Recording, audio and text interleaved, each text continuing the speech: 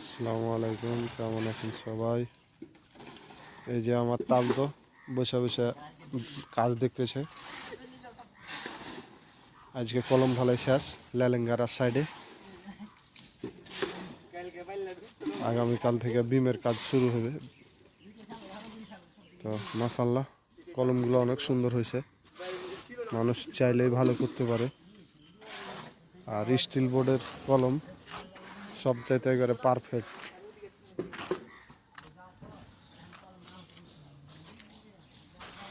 एकदम কঠিন, একবারে স্কোয়ার হ্যাঁ হয়েছে। যা হোক অল্প কিছু ছোট হয়ে গেল এবারকার ছাদ এটা, কারণ এই কলম দুটা উঠবে না। এইটা একটা আর এই যে এটা একটা, এটা এখানে শেষ।